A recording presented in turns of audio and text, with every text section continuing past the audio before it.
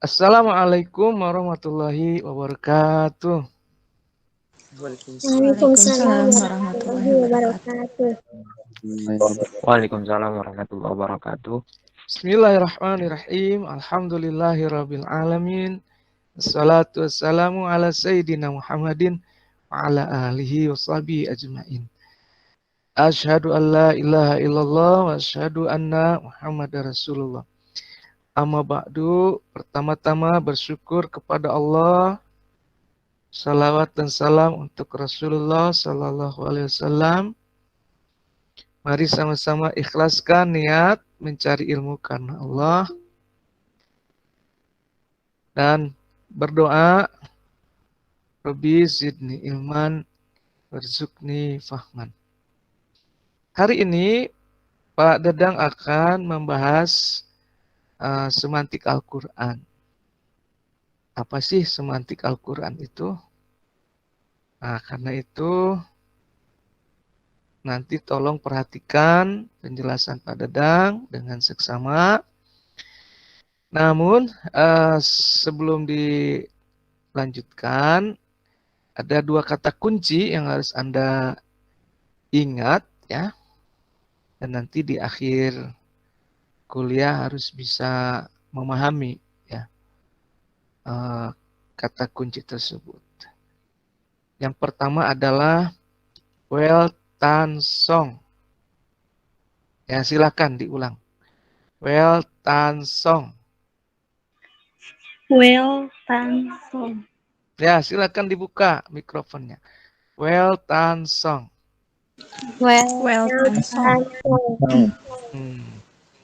Kedua tokohnya yaitu Toshihiko. Ya, yang kedua Toshihiko Ijutsu. Silakan diikuti Toshihiko Ijutsu.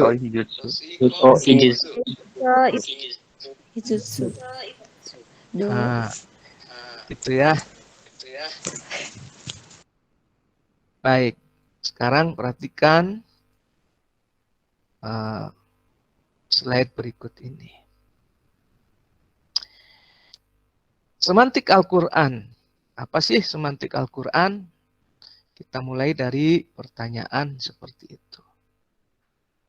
Semantik Al-Quran adalah semantik yang digunakan untuk memahami kata-kata yang ada dalam Al-Quran. Jadi pertemuan-pertemuan sebelumnya kita sudah bahas apa itu semantik. Nah, sekarang semantik itu kita pakai untuk memahami Al-Quran. Itulah semantik Al-Quran. Nah, siapa yang pertama kali menggunakan semantik untuk memahami Al-Quran? Ini dia nih orangnya. Namanya Toshihiko Ijutsu. Ini orangnya. Dan dia mulai melakukan itu pada tahun 1966 ya. Waktu dia menulis Ethico-Religious Concept in the Quran. Lalu dia perbaharui lagi semantik Al-Qur'annya itu ketika dia nulis buku God and Man in the Quran tahun 1981. Jadi dua buku inilah yang menjadi referensi ya bagaimana cara menerapkan semantik untuk memahami Al-Quran.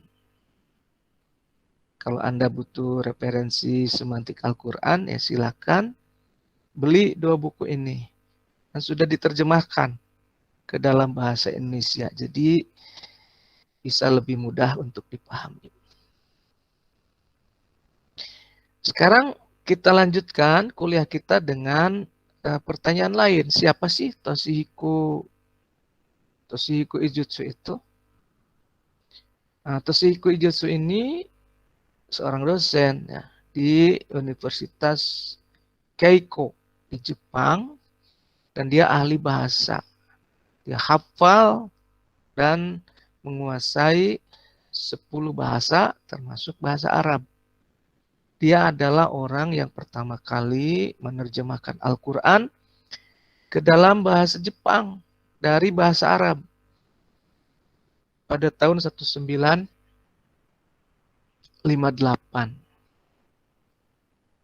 Nah, dia juga bukan hanya dosen di Jepang, dia juga dosen di berbagai universitas terkenal di dunia, ya, termasuk di McGill University dan di Iran Institute of Philosophy. Dari McGill inilah pemikirannya mengenai semantik Al-Quran tersebar ke berbagai negara, ya, termasuk ke Indonesia, gitu. Dibawa oleh mahasiswa-mahasiswanya yang belajar di McGill, ya.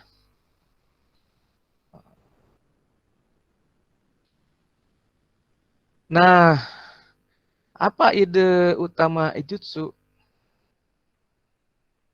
Ide utamanya yaitu Wetansong tadi, ya.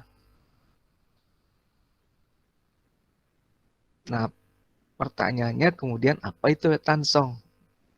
Gitu ya. Nah, untuk memahami Wetansong, kita ikuti perjalanan Ijutsu dalam menerjemahkan Quran. Waktu dia menerjemahkan Quran dari bahasa Jepang ke dari bahasa Arab ke bahasa Jepang, dia menemukan kesulitan-kesulitan karena ada kata-kata yang ada dalam bahasa Arab tetapi tidak ada padanannya dalam bahasa Jepang.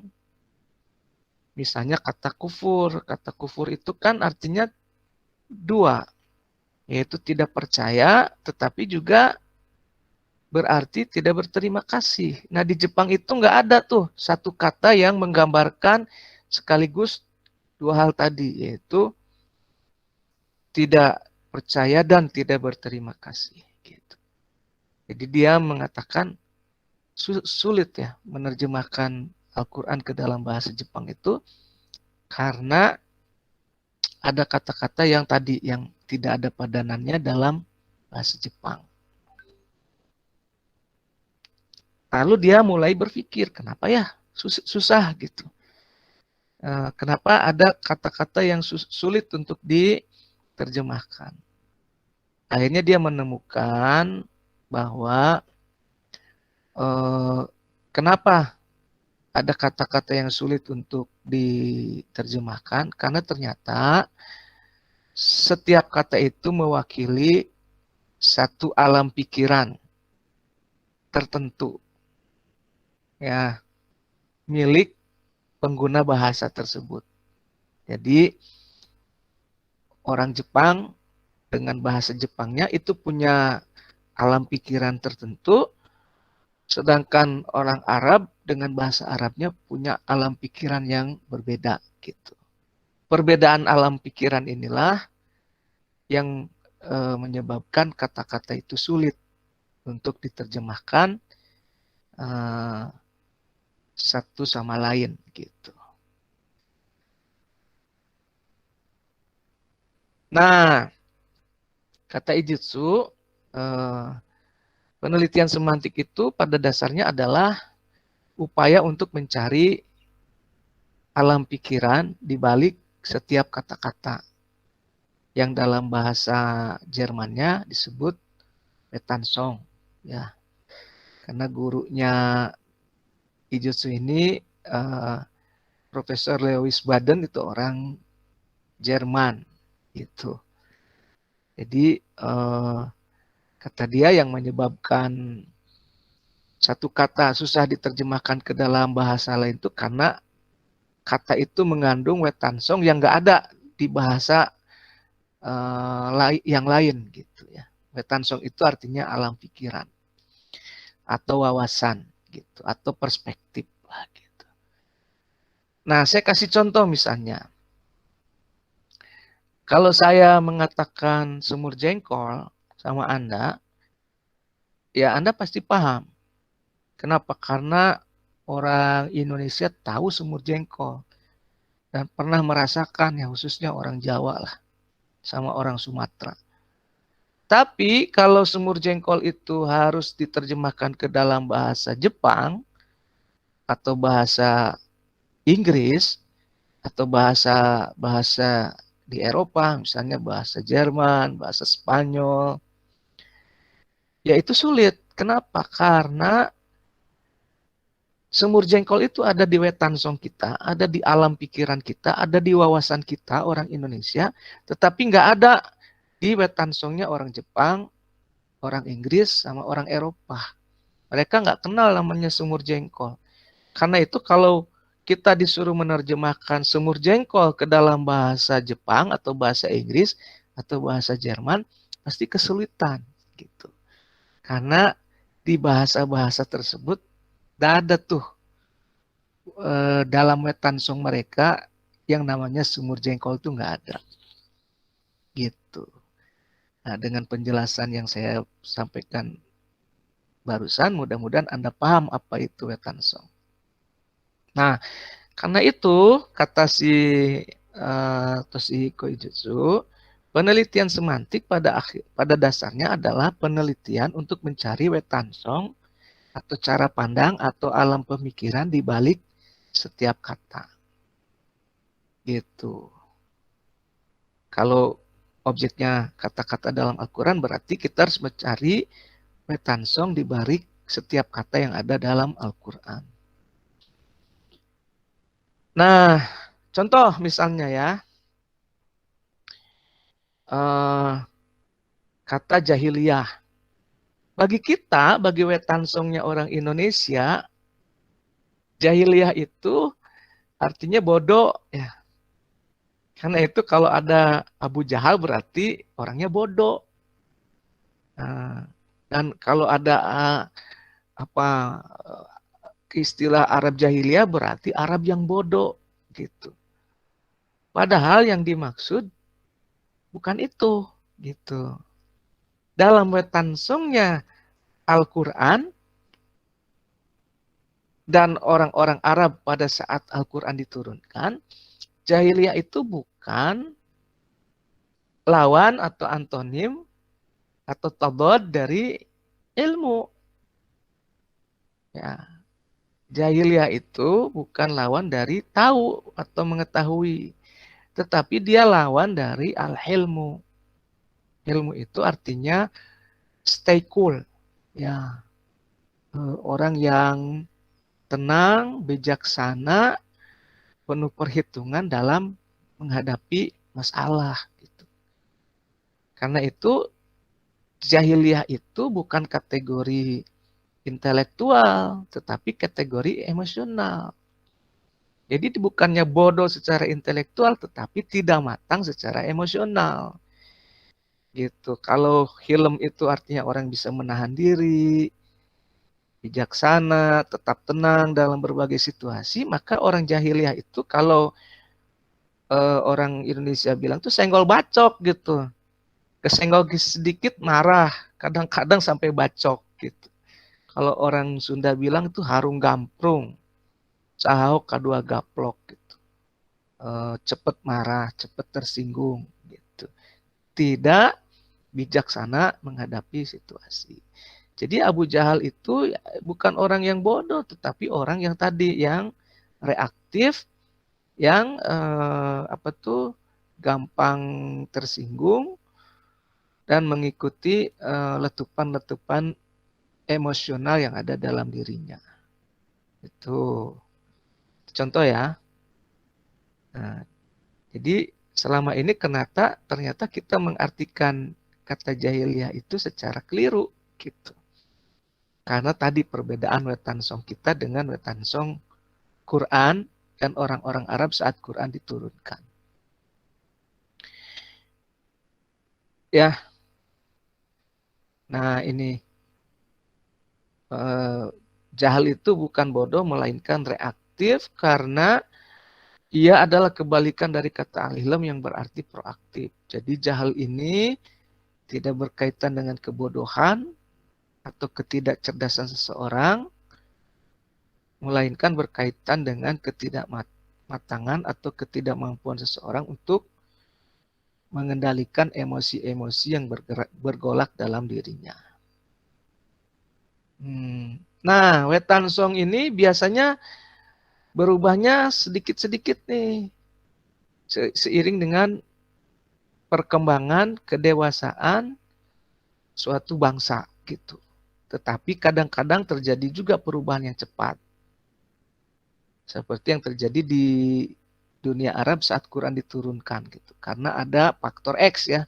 Ada wahyu yang turun yang secara revolusioner mengganti wetan song mereka gitu. Jadi yang dulunya dalam alam pikiran Arab Tuhan itu banyak, tiba-tiba jadi satu, tauhid gitu. Itu aja misalnya yang revolusioner ya. Tentu banyak lagi contoh-contoh yang lain. Nah, apa sih tujuan semantik Quran? Bagi Ijutsu yang adalah non-muslim, tujuannya adalah dia ingin mempelajari Quran. Apa sih intinya Quran itu? Apa sih wetan songnya Quran itu? Bagaimana sih alam pikirannya Quran itu? Jadi dia mau cari intinya Quran. Dan dia temukan bahwa intinya Quran itu, kata dia ya, itu adalah Quran itu adalah kitab tentang hubungan Tuhan dan manusia. Makanya dia nulis God and Mankind in the Quran. Tapi ya tentu saja tidak semua sepakat. Ada yang mengatakan setelah meneliti secara semantik, oh wetan song Quran itu secara umum adalah iman, Islam, ihsan katanya. Kata peneliti yang lain, oh bukan, intinya Quran itu bukan God and Man, bukan iman, Islam, ihsan, tetapi yang lain lagi. Akhirnya ribut tuh, memperebutkan apa sih intinya Quran. Nah bagi kita, tujuan dari semantik Quran itu bukan itu. Ya, bagi kita adalah kita ingin menggunakan semantik Al-Quran itu untuk meneliti setiap kata dalam Al-Quran secara lebih akrab, secara lebih mendalam. Kita ingin membuat biografi setiap kata yang ada dalam Al-Quran secara lengkap gitu. Karena itu semantik Al-Quran ini erat kaitannya dengan tafsir maudhu'i. Semantik Al-Quran ini menjadi alat bantu untuk tafsir maudhu'i sebagai metode analisis tafsir maudhu'i. Karena tafsir maudhu'i ini cenderung terlanjur terkenal, tapi sebetulnya dia minim metode analisis gitu. Kan tafsir maudhu'i itu tentukan tema, kumpulkan ayat, setelah ayatnya dikumpulin diapain? Nggak jelas tuh prosedurnya. Gitu. Nah, semantik Al-Quran itu memberi kejelasan. Ini loh yang harus ditempuh 1, 2, 3, 4, 5 setelah ayat-ayat tadi terkumpul. Karena itu semantik Al-Quran dan tafsir maudhu'i ini adalah dua ilmu ya, dua pendekatan, yang satu dari barat, yang satu dari timur, dan akan bermuara bersatu padu dalam rangka membuat biografi setiap kata dalam Al-Quran. Ini perpaduan yang hebat ya antara barat dengan timur. Baik, itu paparan dari Pak Dadang sebagai pemantik diskusi. Kalau sudah paham ya sudah, kuliahnya kita tutup. Tapi kalau ada yang mau ditanyakan, Pak Dadang memberikan kesempatan yang seluas-luasnya kepada kalian untuk bertanya.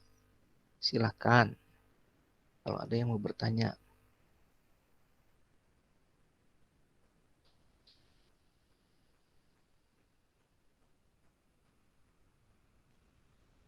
Nggak ada? Ya.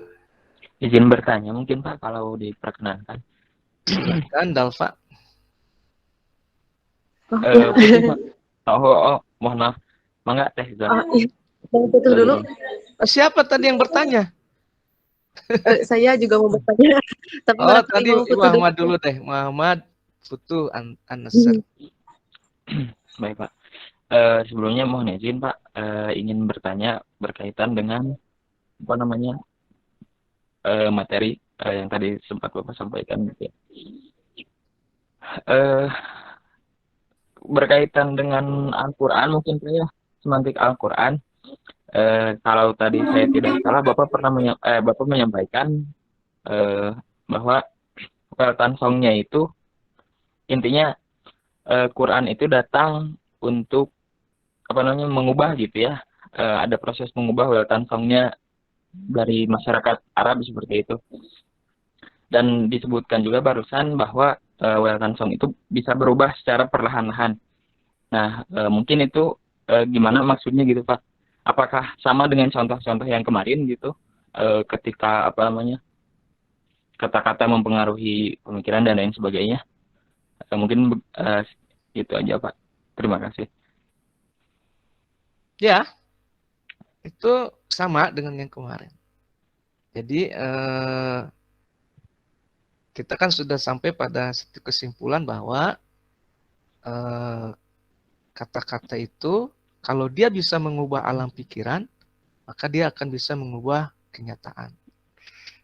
Nah, jadi kuncinya di alam pikiran ini yang disebut dengan wetansong.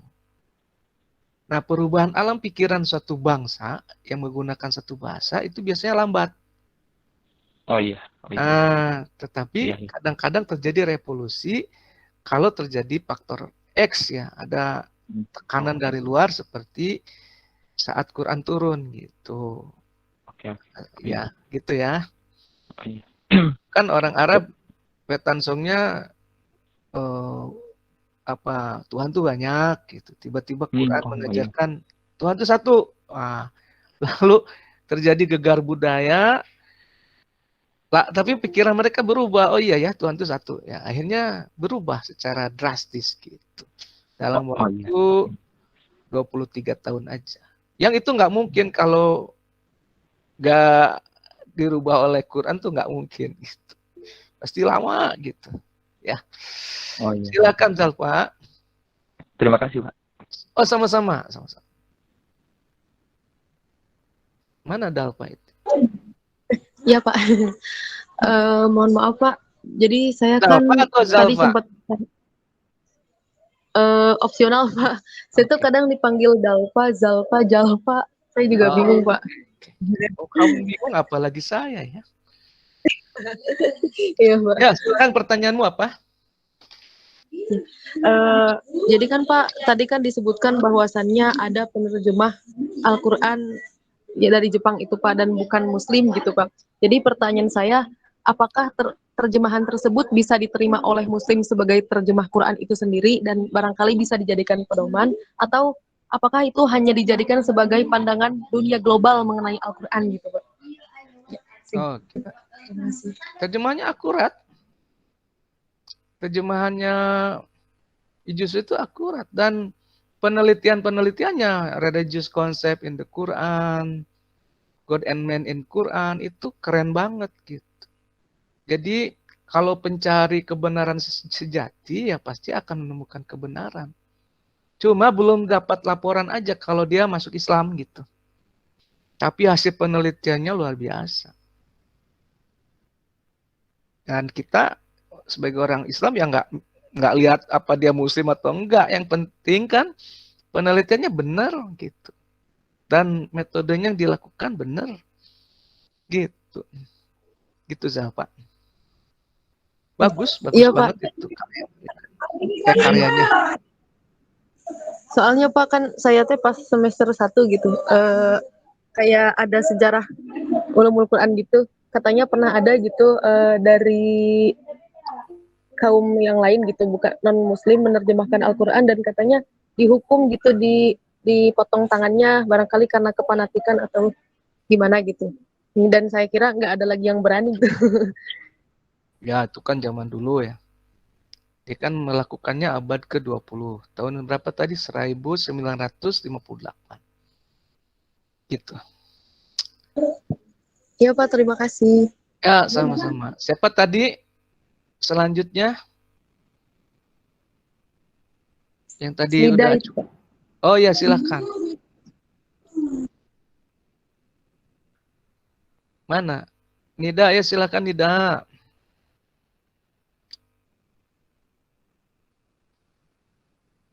Ya silakan Nida.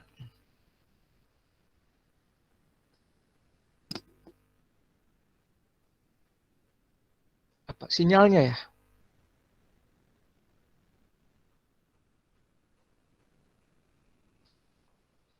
Oke, kalau gitu diserang dulu sama yang lain, silakan.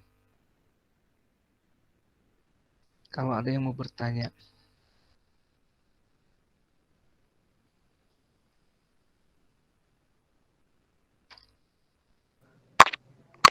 Asep Hilman mungkin Pak.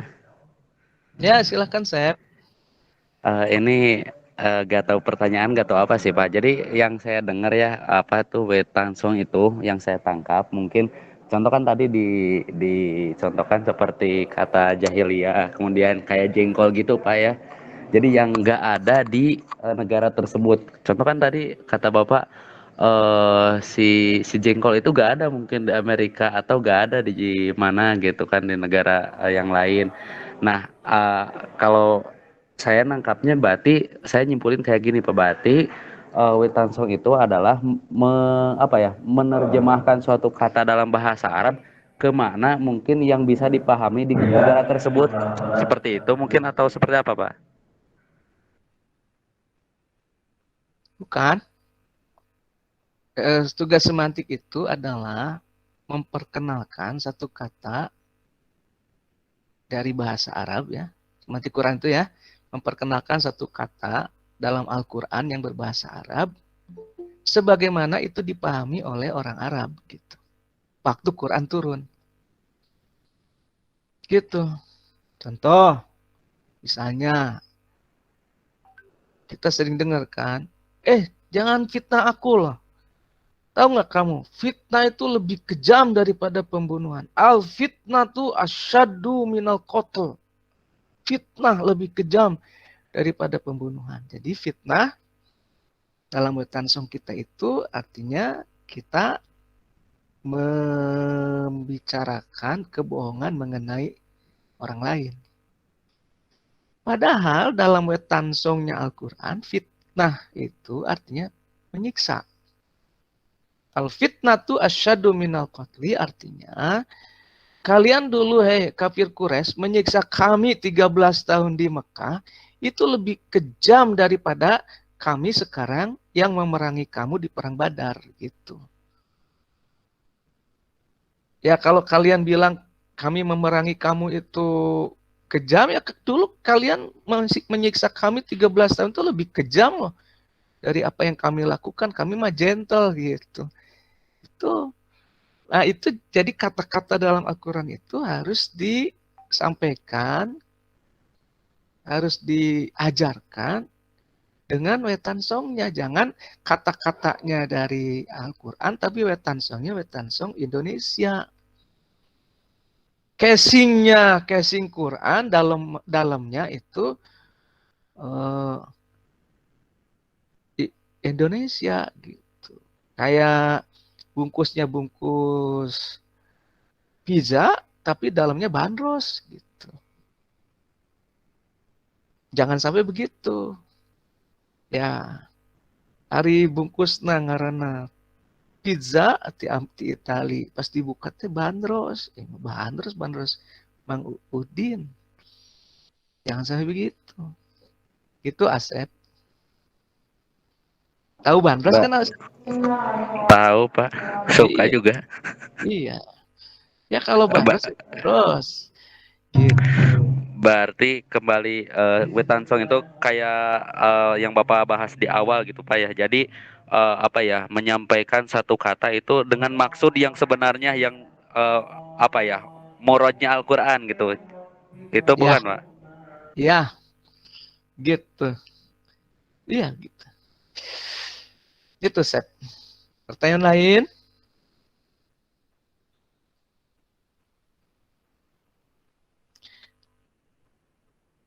Kalau izin bertanya Pak.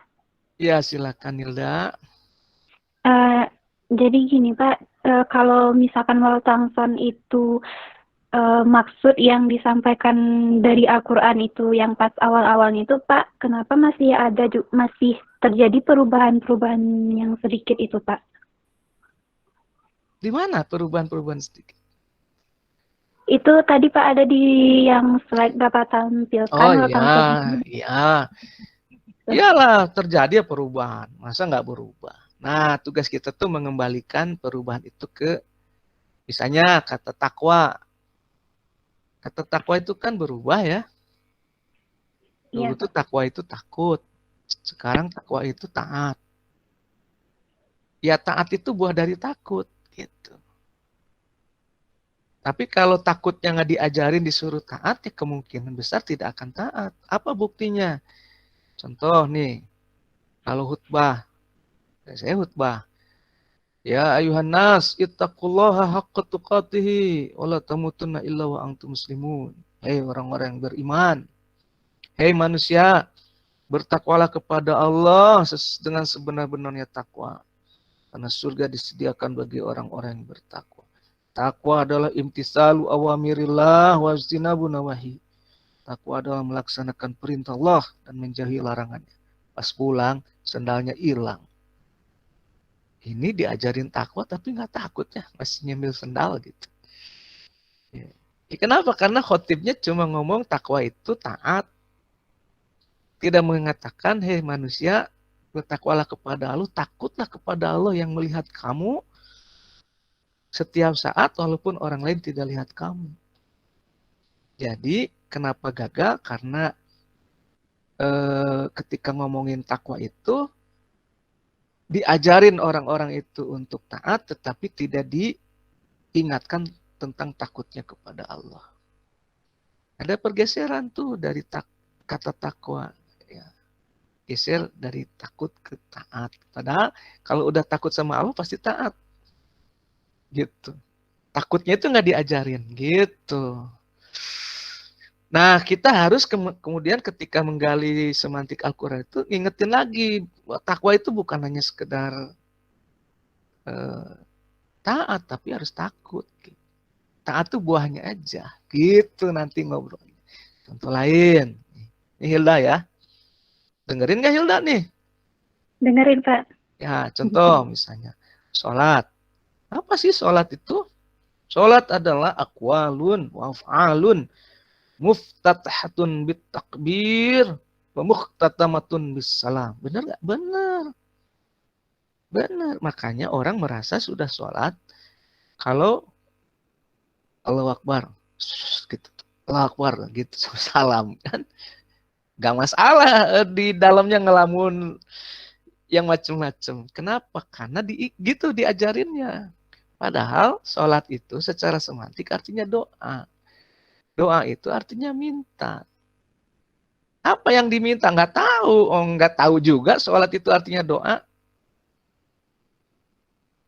Ya, gitu.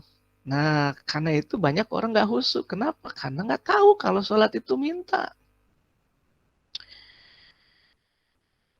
Gitu. Nggak tahu juga apa yang dia minta. Makanya sholatnya pada nggak benar. Nah, kita harus ketika penelitian semantik tentang sholat harus diajarkan. Sholat itu doa loh. Doa itu minta loh. Nah, minta itu apa yang diminta gitu. Kalau Anda minta sesuatu yang Anda butuhkan, pasti Anda serius. Anda butuh nilai dari saya karena mau udah semester 14 mau lulus nilai semantik gak lulus gitu. Anda butuh nilai dari saya. Anda minta nilai ke saya. Tentu serius kan? Pak Dadang, saya Hilda, mahasiswi Bapak. Saya ada nilai nih Pak, belum keluar nilai Bapak. Mohon bantuannya. Oke, saya bilang, kamu datang ke kantor saya jam 10 siang besok. Saya tunggu. Telat nggak datangnya? Nggak akan tuh. Karena butuh. Ya nggak? Iya Pak. Nawar tempat nggak? Nggak akan. Nggak akan bilang, Hilda bilang, Pak jangan di kantor atau Pak di rumah Bapak aja. Oh jangan di kantor tuh Pak, di rumah saya aja. Nggak akan. Gak akan nawar. Kenapa? Karena kamu butuh. Terus besoknya itu jam 10 kurang 10 udah ada di kantor. Terus dipanggil sama saya. Sini Hilda. Ngobrolnya serius nggak? Hilda, ngobrolnya serius nggak kira-kira? Serius, Kak. Serius ya? Kenapa? Karena butuh nilai dari Karena Bapak. butuh. Nah, gitu karena butuh. Serius ngobrolnya. Sikapnya serius nggak? Serius. Serius. Pikirannya serius nggak? Fokus nggak? Fokus, Pak. Sopan nggak kira-kira depan saya? Sopan. Sopan. Nah sekarang kenapa? Itulah khusyuk namanya. Sekarang kenapa orang tidak khusyuk sholatnya? Karena nggak tahu kalau sholat itu minta. Nggak tahu apa yang diminta. Dan nggak butuh mungkin. Karena itu sering nawar. Dipanggil sama Allah. Besok sholat asar nih jam 2.45 sekarang. 40 ya. 45. Ketemui saya di rumah saya. Penawar, jangan di masjid atuh ya Allah, jangan di rumahmu. Di rumahku aja. Dan jangan jam segitu atuh sholat asar tanggung. Nanti aja jam 5 lewat sedikit. Gitu. Terus pas sholatnya juga kedebuk. Gak tahu apa yang dia omongin. Kan gitu. Nah, itu sederhana sebetulnya. Gara-gara nggak tahu kalau sholat itu artinya minta. Doa. Nah, karena itu penelitian semantik itu diarahkan untuk ya itu tadi ya menjelaskan setiap kata itu sebagaimana dulu kata itu diperkenalkan oleh Quran dan mengembalikan perubahan-perubahannya itu ya penting juga, tetapi coba diingatkan dulu makna aslinya apa gitu. Termasuk kata sholat tadi dan takwa. Kamu sholatnya khusyuk nggak Hilda? Atau sering nawar kayak tadi? Ya Allah, jangan di sana tuh. Jangan awal waktu atuh, nanti aja. Sibuk nih drama Korea. Aduh. Penthouse 4 berapa? Penthouse berapa sekarang? Oke, pertanyaan lain? Makasih banyak, Pak. Ya. Saya Pak, mungkin. Silakan. Ya, sebelumnya Pak, tadi mengenai semantik Al-Quran, bahwasanya yang saya ambil itu mengenai tujuan semantik Al-Quran, kurang lebihnya yaitu untuk lebih mendalami suatu kata-kata atau konsep-konsep tertentu dalam Al-Quran gitu ya Pak. Nah pertanyaannya, apakah semantik Al-Quran ini bisa dikatakan sebagai metode dalam penafsiran Al-Quran gitu? Contohnya seperti tafsir tahlili gitu. Singkatnya itu menafsirkan secara panjang dan lebar. Gitu mungkin Pak. Ya. Ya, seperti yang saya jelaskan tadi, semantik ini asistennya tafsir maudhu'i. Gitu. Asisten aja lah, karena dia kan datang dari barat. Kita juga sudah punya tuh dari Mesir ya. Dari Al-Farmawi, tafsir maudhu'i. Ya udah, jadi asistennya tafsir maudhu'i aja. Jangan dikasih tempat terlalu tinggi lah. Gitu. Iya Pak. Ya, jadi dia asistennya tafsir maudhu'i. Cocoknya dengan tafsir maudhu'i, bukan dengan tahlili, bukan dengan muqaron, bukan dengan satu lagi tuh ijmali. Enggak. Dia cocoknya sama maudhu'i. Dengan itu pun dengan syarat. Semantik Al-Quran bisa jadi asisten maudhu'i, tafsir maudhu'i kalau kata-katanya ada dalam Quran. Contoh, musyawarah bisa tuh. Karena ada secara perbatim, secara tertulis, secara letterlek, kata musyawarah. Tapi kalau demokrasi nggak bisa. Demokrasi dalam Al-Quran nggak bisa, karena nggak ada kata demokrasi dalam Quran. Contoh lain, laki-laki dalam Quran nggak bisa. Tapi kalau Arizal bisa, Az-Zakar bisa, gitu. Gitu. Iya, Pak. Ya, Ya, terima kasih, Pak. ya sama-sama. Ada pertanyaan lain? Kalau boleh izin bertanya lagi mungkin Pak. Silahkan. Mohon maaf sebelumnya mungkin berkaitan dengan tadi yang contoh yang telah Bapak paparkan ya, sebagai jawaban dari sebagai bagian dari jawaban pertanyaan Saudari Hilda ya mengenai sholat. Kan kalau tadi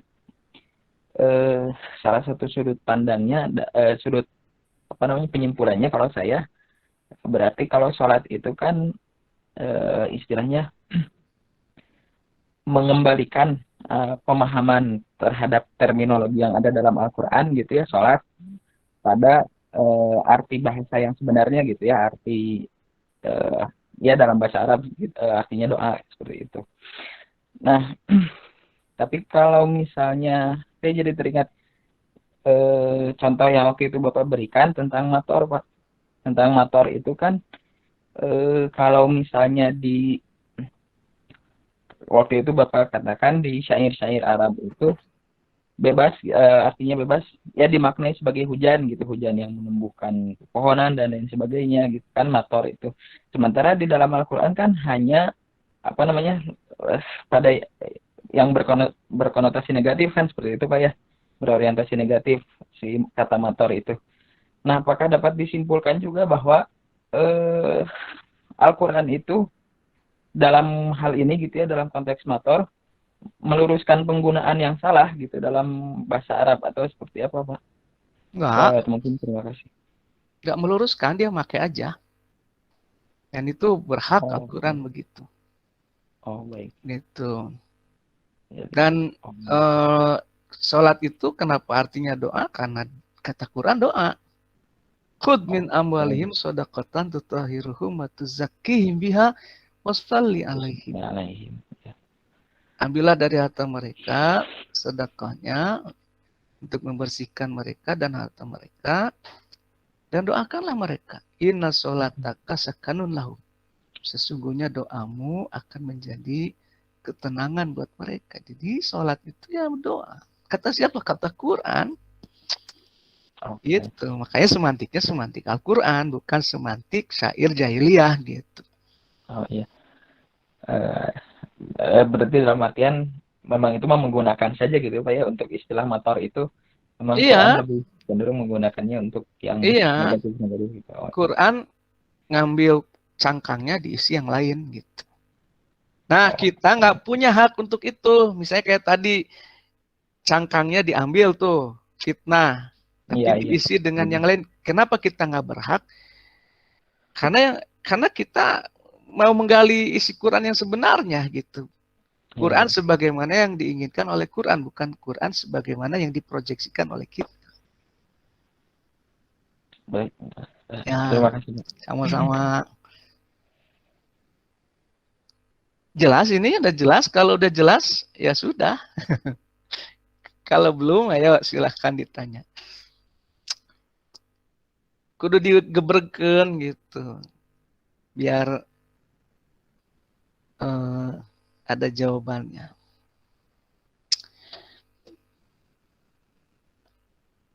Cukup? Atau mau ditanya lagi? Sok, mangga. Kalau cukup kita tutup kuliahnya. Nah, minggu depan, saya kasih tugas nih. Jadi, coba pilih satu kata dalam Quran yang kamu sukai, kamu ingin teliti gitu. Dengan catatan, kata itu hanya terdapat dalam paling banyak belasan ayat gitu. Jangan lebih dari belasan lah. Karena pengalaman kalau 20 ke sana itu butuh waktu setahun lebih untuk meneliti. Jadi cari kata yang ayatnya sedikit. ya seperti kata mator itu yang cuma 7 ayat gitu. Jadi itu cocok untuk latihan para pemula ya. Karena semantik ini kayak ilmu terapan dia, kayak berenang gitu. Walaupun 7 tahun belajar renang, cuma teori aja, nggak nyebur ke kolam, ya nggak akan bisa. Anda kuliah dengan saya 16 kali, teori aja, nggak praktek-praktek, nggak akan bisa. Jadi praktek. Karena itu coba pilih katanya, cari ayatnya yang ada kata itu, yang ayatnya nggak lebih dari belasan, 11, 12 gitu. Paling banyak ya 17, 18 lah gitu kira-kira ya. Jangan sampai lewat dari situ. Biasanya lama penelitiannya. Siap ya?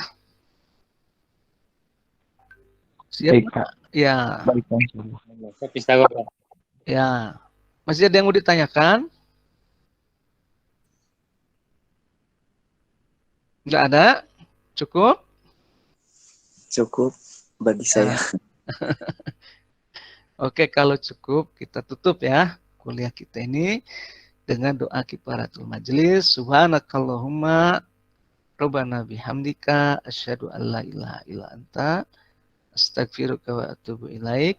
Subhana rabbika rabbil izzati amma yasifun wassalamun alal mursalin. Alhamdulillahirabbil alamin. Assalamualaikum warahmatullahi wabarakatuh. Waalaikumsalam. Ada yang belum Terima kasih absen? banyak, Pak. Sami-sami. Saya Pak,